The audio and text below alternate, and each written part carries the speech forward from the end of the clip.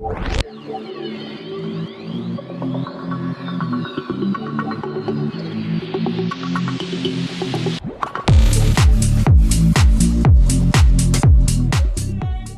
My YouTube channel mathematics with Aviga. तो students, आप सभी का बहुत बहुत स्वागत है आज अपने इस नए लेक्चर में। तो देखो स्टूडेंट्स, प्रीवियस लेक्चर में हम लोग थ्योरम कर रहे थे।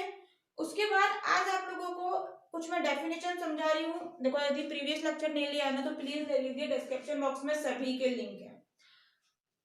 मैं आप लोगों को एक बार क्लियर कर दूं, यदि आप फर्स्ट टाइम आए हैं तो लीनियर ट्रांसफॉर्मेशन चैप्टर हम कंप्लीट कर चुके हैं। अब हम पढ़ रहे हैं matrix related to linear transformation, यानी कि लीनियर ट्रांसफॉर्मेशन को मैट्रिक्स फॉर्म में कैसे लिख सकते हैं वो हम लोगों ने स्टार्ट किया हुआ है। ठीक है, चलो थोड़ा सा और बता देते हैं। एमएससी फर्स्ट ईयर का सिलेबस हम लोग पढ़ रहे हैं, इसमें ये हर लेक्चर में बताती हूँ ताकि नए लेक्चर, जो भी नए बच्चे हैं, नए लेक्चर आने वाले नए लेक्चर ले रहे हैं, उन्हें चीजें क्लियर हो, पढ़ क्या रहे हैं। एमएससी फर्स्ट ईयर का फर्स्ट पेपर अलजेब्रा स्टूडेंट्स अभी हम लोग पढ़ रहे हैं।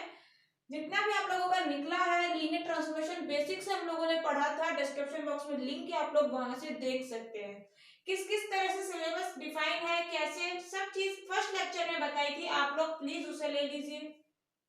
ठीक है, आप लोगों को पता लग जाएगा किस तरह से हम लोग पढ़ने वाले हैं। जो यूनिवर्सिटी हम यहाँ लेके चल रहे हैं, सिलेबस में दिक्कत ना हो इसलिए आप लोगों को बता देती हूँ। राजस्थान यूनिवर्सिटी, राज ऋषि भर्तृ मत्स्य यूनिवर्सिटी, ठीक है। राजस्थान यूनिवर्सिटी जयपुर में हो गई। राज ऋषि भर्तृ मत्स्य यूनिवर्सिटी अपने अलवर में हो गई।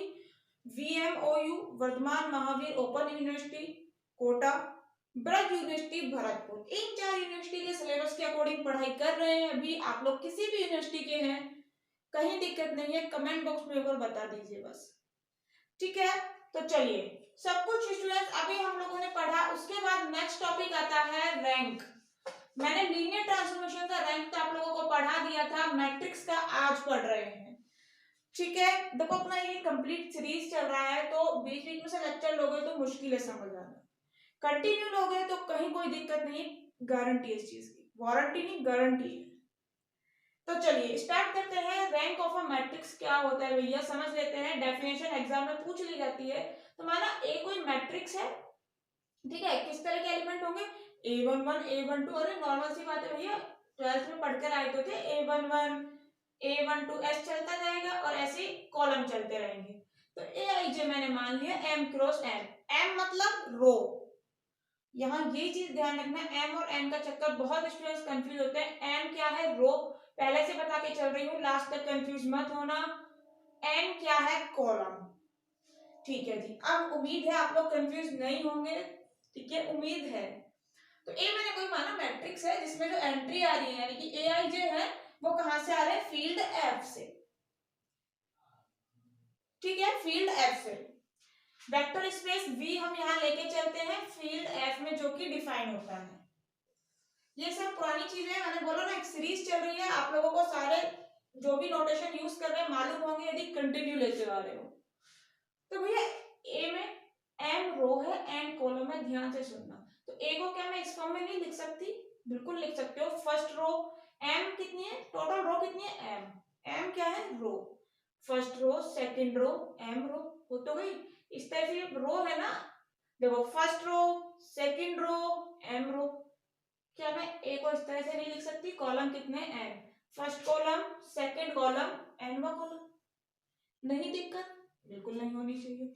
यहाँ फर्स्ट सेकंड M किस तरह से होगा, मैंने I का वैल्यू मान लिया 1 से लेकर M तक है। ठीक है, अब देखो फर्स्ट रो में कैसे एलिमेंट होंगे, A11 पहली पंक्ति का पहला अवयव, ऐसे ही पढ़ते थे।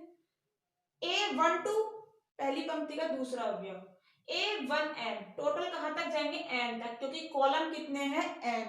इसमें माइंड में एक बार रिकॉल कर लो, कुछ भी कर लो, यहाँ पर Ij की वैल्यू रख लो Mn, तब आप निकाल लो मैट्रिक्स, आप लोगों की चीजें सच में क्लियर हो जाएगी। अच्छा, I का वैल्यू 1 रखो एक बार। तो फर्स्ट रो निकाल के देखते हैं, A11 A12 A1N, total N ही तो कॉलम होंगे ना, ये पहला कॉलम का एलिमेंट हो गया, ये दूसरा कॉलम, ये N का कॉलम। पहली पंक्ति का पहला अवयव, पहली पंक्ति का दूसरा अवयव, पहली पंक्ति का Nवा अवयव, समझ आएगा। ऐसे ही यहाँ पर सीजे कैसे होंगे, जैसे ये फर्स्ट कॉलम है, ये फर्स्ट कॉलम है, कैसे आएगा element, first element, second element, कितने एलिमेंट आ सकते हैं टोटल, यहाँ कितने एलिमेंट आ सकते हैं ऐसे लंबाई वाले में, तो लंबाई वाले में चलोगे ऐसे, तो ये तो पहली रो, ये दूसरी रो, टोटल रो कितनी एम, तो सी जे में, वन के लिए छोड़ो, जनरल बात करते हैं, जे के लिए कितने आप लिख सकते हो एम तक, क्योंकि एम रो है, समझ आया, जे का यहाँ वैल्यू पुट करके देखो क्लियर हो जाएगा, सी वन सॉरी वन रखा है यहाँ पर, A11 A21 ऐसे AM1, क्लियर हुआ, बहुत इजी चीजें हैं, माइंड में एक बार मैट्रिक्स बना लोगे ना चीजें क्लियर हो जाएंगी। अब मैंने आप लोगों को हर चीज डिफाइन कर दी है, कहीं कंफ्यूज नहीं होने वाला है, ध्यान से सुनते जाना। मैंने कंसीडर करा एम रो है टोटल, 1 2 एम रो है, हाँ जी, एम रो है जो RI ए की, हाँ जी बिल्कुल ए की ही है ये row, as a row vector of the vector space Fn, F कोई फील्ड है, स्पेस भी बना सकते हो, इसको बताया हुआ है ना, Fn वेक्टर स्पेस की तरह बिहेव कर रहा है और खुद के ऊपर ही डिफाइन है, तो इसका डायमेंशन कितना बता रखा है मैंने आप लोगों को, 1 करा था ना अपन लोगों ने, थ्योरम भी बहुत बढ़िया प्रूफ करी थी। तो बस ऐसे ही फील्ड F है तो आप लोग एक वेक्टर स्पेस Fn भी बना सकते हो, ठीक है। अब यहां मैं ये नहीं बोल रही हूँ फील्ड F के ऊपर ही डिफाइन है, ये चीज ध्यान रखना। तो मैंने मान लिया भैया ये Fn एक वेक्टर स्पेस है, उसके जो रो वेक्टर है, वेक्टर स्पेस है तो उसके रो वेक्टर भी होंगे, वो मैंने क्या माने हैं RI, जो ये m रो है उनको। इसी तरह से टोटल कॉलम कितने हैं m, तो जो ये n कॉलम है, n कॉलम है जो Cj A के, ये मैंने माने हैं column vector of the vector space Fm के, m और n का चक्कर ध्यान रखना, फिर बोल रही हूँ, n कॉलम है वेक्टर स्पेस Fm के, कॉलम वेक्टर मैंने माने हैं, n है m है, ये चीज ध्यान रखना, फिर इसीलिए बार बार बता रहे हैं, ठीक है। यहां तक क्लियर हुआ, सिंपल भैया रो वेक्टर और कॉलम वेक्टर माने हैं। देन द वेक्टर सब स्पेस, मैंने एक वेक्टर सब स्पेस बनाया, वेक्टर सब स्पेस क्या होता है मत पूछेगा, पढ़ चुके हैं ना, कोई भी एक सबसेट है, अगर वो खुद ही एक वेक्टर स्पेस है, प्रॉपर्टी प्रूफ कर रहा है, तो ये वेक्टर सब स्पेस हो जाता है। जैसे मान लो ए कोई वेक्टर स्पेस है, ए का कोई सबसेट है, सबसेट है ये भी, ए का कोई सबसेट है बी, यदि ये बी वेक्टर स्पेस है तो इसे आप ए का सब स्पेस भी कह देते हो, है ना, वेक्टर सब स्पेस, ठीक है। तो एक वेक्टर सब स्पेस मैंने बनाया किसका, Fn का, स्पान बाय रो, रो से स्पान हो रहा है, मतलब Fn का है वेक्टर सब स्पेस, ठीक है। एक एक चीज बता रही हूँ, ध्यान से सुनो, एक वेक्टर सब स्पेस बनाया है स्पान बाय रो, रो से स्पान हुआ है, जो कि यानी रो के लीनियर कॉम्बिनेशन में लिख सकते हो, ये चीज समझते हो ना, स्पानिंग वाली, स्पान बाय रो क्या है, ए का रो स्पेस कहलाता है। बहुत छोटी छोटी सी चीजें हैं, ये बहुत इजी है, कुछ भी नहीं है। जो ये रो वेक्टर है इनसे एक मैंने वेक्टर सब स्पेस बनाया, जो भी तुम्हारा वेक्टर सब स्पेस बना है वो ए का, जो मैट्रिक्स ए है इसका रो स्पेस कहलाता है। और यदि जो ये कॉलम वेक्टर है इनसे मैं बना लूं एक वेक्टर सब स्पेस, तो वो कहलाता है कॉलम स्पेस ए का। यही लिखा है द वेक्टर स्पेस, वेक्टर सब space span by column is called column space of A, ठीक है। कॉलम स्पेस और ये रो स्पेस समझ आया। अब रैंक की डेफिनेशन आ गई, ध्यान से देख लेना, द रो रैंक ऑफ ए का रैंक बता रही है, रो रैंक कितना होगा, डायमेंशन ऑफ द वेक्टर सब स्पेस ऑफ एफ है, जो तुमने अभी ये वेक्टर सब स्पेस बनाया है ना, इसकी जो भी डायमेंशन है, वेक्टर सब स्पेस कौन सा वाला, रो स्पेस की बात कर रही हो, रो स्पेस की बात कर रहे हैं तो रो रैंक, कॉलम स्पेस की बात कर रहे हो तो कॉलम रैंक। तो the row rank of A is the dimension of the vector सब स्पेस ऑफ Fn। वेक्टर सब स्पेस मैंने कहा Fn का, Fn का वेक्टर सब स्पेस कहाँ है, ये रहा ना, यानी कि इस रो स्पेस की जो भी डायमेंशन होगी वही आप लोगों की रो रैंक कहलाती है मैट्रिक्स ए की। क्वेश्चन इससे नहीं होते हैं, ठीक है। मैट्रिक्स की रैंक निकालने के आप लोगों को बहुत मेथड मिल जाएंगे, एशेलॉन फॉर्म से भी निकालते हैं, बहुत तरीके हैं, बहुत इजीली निकाल देते हैं। ये सब लफड़े में नहीं पड़ते हैं, ये सिर्फ डेफिनेशन है एग्जाम में लिखने के लिए, इतने लफड़े में नहीं निकालते हैं। फिर बोल रही हूँ रैंक निकालने का बहुत इजी मेथड है। मैं यहाँ एक बार ये चीज क्लियर कर देती हूँ, रो सब स्पेस किसका है, रो से जनरेट हो रहा है, मतलब Fn का है ये सब स्पेस ऑफ Fn, और यहाँ पे लिख लेना Fn। अब क्लियर हो जाएगा ये Fn वाला यहाँ पर जो मैंने लिखा, ठीक है, स्पान बाय रो। इसी तरह से कॉलम रैंक क्या हो जाएगा, ए का डायमेंशन ऑफ द वेक्टर सब space of Fm span by column. जो वेक्टर सब स्पेस है कॉलम से जो स्पान हुआ है, मतलब कॉलम से स्पान हुआ मतलब कॉलम स्पेस, इसका जो भी डायमेंशन है वही कहलाता है कॉलम रैंक। अब मुझे बताओ वेक्टर सब स्पेस किसका है, Fn का। एक बार नोट कर लो स्टूडेंट्स। चलो उम्मीद है आप लोगों ने कर लिया होगा, मैं एक बार रफ कर रही हूं। देखिए यहां मैंने क्या कहा, वेक्टर सब स्पेस ऑफ Fn, कोई भी एक वेक्टर स्पेस है, ठीक है, इसकी मान लो डायमेंशन n है, यानी कि इसकी बेसिस में n एलिमेंट है, बेसिस में जितने एलिमेंट होते हैं उतनी ही तो डायमेंशन होती है।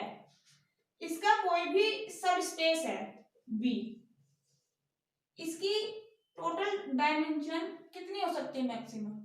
जब इसका सब स्पेस है भैया, मैक्सिमम इसकी डायमेंशन n हो सकती है, इससे ज्यादा पॉसिबल है बिल्कुल नहीं भैया। सिंपल से समझ लेते हैं, सेट से समझ लो, सब स्पेस से समझ नहीं आ रहा, वेक्टर स्पेस से समझ नहीं आ रहा, सेट से समझ लेते हैं। ए कोई सेट है 1 2 3 आ रहा है, इसमें टोटल एलिमेंट कितने, 3। बी कोई इसका सबसेट है, यानी कि इसके कितने एलिमेंट है, 2। क्या इसमें कभी 4 एलिमेंट आ सकते हैं सबसेट में, ज्यादा से ज्यादा एक एलिमेंट और आ जाएगा, 3। इसके अलावा कोई और एलिमेंट ला सकते हो इसमें, नहीं ला सकते। तो इसकी मैक्सिमम कितनी हो सकती है, 3। क्या इससे ज्यादा हो सकती है क्या, कतई पॉसिबल नहीं है। तो वेक्टर सब स्पेस जो भी है ये, इसमें जितने भी एलिमेंट है ना, इसकी बेसिस में जितने भी एलिमेंट है वही तो डायमेंशन होगी इसकी। इसकी बेसिस में जितने भी एलिमेंट है वही तो इसकी डायमेंशन होगी। इसकी बेसिस में जितने एलिमेंट है वही तो इसकी डायमेंशन होगी। इसमें एलिमेंट आ कहां से रहे, Fn से। तो क्या कभी रैंक रो रैंक n से ज्यादा हो सकती है। ध्यान से सुनो, पीछे करो वीडियो को, रिवर्स करो, फिर दोबारा सुनो जो मैंने बोला अभी, इसीलिए 6 बार बोला मैंने ये वाली चीज। समझ आया, वेक्टर सब स्पेस है ये Fn, तो ये मान लो, और जो इसका वेक्टर सब स्पेस है B मान लो। क्या B का डायमेंशन कभी n से ज्यादा हो सकता है, बिल्कुल नहीं हो सकता। इसका मतलब जो ये रो रैंक है ये मैक्सिमम कितनी हो सकती है, n। रो रैंक मैक्सिमम कितनी हो सकती है, n। इसीलिए बोला था लास्ट तक कंफ्यूज मत होना, मैक्सिमम n हो सकती है। रो टोटल है कितनी, m, लेकिन मैं क्या कह रही हूँ, रो रैंक टोटल कितनी हो सकती है, n, और कॉलम रैंक टोटल हो सकती है, सॉरी टोटल नहीं मैक्सिमम, सॉरी स्टूडेंट्स पढ़ाते पढ़ाते हो गया दिमाग का काम। कॉलम रैंक मैक्सिमम हो सकती है m। मैं आप लोगों को ये बता दूंगी, अभी लिख दूंगी अच्छे से, टेंशन मत लो इस चीज की। एक चीज और सुन लो जो मैं समझाना चाह रही हूँ। बेसिस का मतलब, बेसिस में मुझे वो एलिमेंट आते हैं जो कि लीनियरली इंडिपेंडेंट हो और स्पानिंग, दो ही चीज हमारे दिमाग में आती है बेसिस से। ये मैं आप लोगों को पहले बता चुकी हूँ, ठीक है। स्पानिंग का मतलब समझते हो ना, कि इसका कोई भी एलिमेंट उठाओ उसे बेसिस के एलिमेंट के लीनियर कॉम्बिनेशन में लिख सकते हैं, मतलब इसके किसी भी एलिमेंट को स्पान कर सकती है ये बेसिस। बेसिस की डेफिनेशन ही होती है, एक तो एलआई हो और एक स्पानिंग, दो चीज होती है। अब एलआई से सुनना, मैं यहाँ पर एक चीज लिखूंगी, पहले लिखती हूँ तभी समझाऊंगी। एलआई और स्पानिंग ये चीज ध्यान रखना, बेसिस से डायमेंशन और बेसिस का मैंने रिलेशन बता दिया है पूरा रफ करके। मैं दो चीज और लिख रही हूँ, उन्हें ध्यान से देख लो एक बार, देखिए एक बार पढ़िए और फिर मुझे बताइएगा क्या सच में समझाने की जरूरत है अभी भी। The row rank of A is equal to the maximum number of linearly independent row vector of A. मैंने अभी बताया था आप लोगों को बेसिस का मतलब क्या होता है, लीनियरली इंडिपेंडेंट। तो डायमेंशन क्या होगी उस वेक्टर सब स्पेस की जो कि आप लोगों ने Fn से जनरेट किया इसका जो वेक्टर सब स्पेस है ना, जो इससे जनरेट किया है उसका डायमेंशन ही तो बोल रहे हो ना। उसका डायमेंशन मतलब उसके बेसिस में जितने एलिमेंट है, बेसिस का मतलब लीनियरली इंडिपेंडेंट। तो जितने भी उसमें लीनियरली इंडिपेंडेंट वेक्टर आएंगे वही तो बेसिस के अंदर आएंगे, और बेसिस के अंदर जितने एलिमेंट आएंगे वही डायमेंशन हो जाएगी। तो इसीलिए मैंने कहा है इसमें लीनियरली इंडिपेंडेंट जितने रो वेक्टर होंगे ए में वही कहलाती है रो रैंक। अब देखो इसको ऐसे समझ लो, ऐसे कोई मैट्रिक्स ए है, आप लोगों की एंट्रीज तो सारी 1 2 3 3 4 5 और ये 0 0 0। तो मैंने क्या कहा, लीनियरली इंडिपेंडेंट। तो पहली बात तो इसकी रैंक क्या होगी मैट्रिक्स की, यदि हम सीधे देख ले यहाँ से, बस मैं ये चीज समझाना चाह रही हूँ, मैट्रिक्स की रैंक निकालने के बहुत तरीके होते हैं, मैं फिर बोल रही हूँ ऐसे ही नहीं निकाल देते, सीधे एशेलन फॉर्म में कन्वर्ट करके फिर निकालते हैं, ठीक है। लेकिन आप लोगों को जो चीज यहाँ समझा रही हूँ वो समझ लेना, लीनियरली इंडिपेंडेंट वाली। 0 0 आ गया, ये तो लीनियरली डिपेंडेंट हो गया, तो इसकी रैंक कितनी होगी, 2।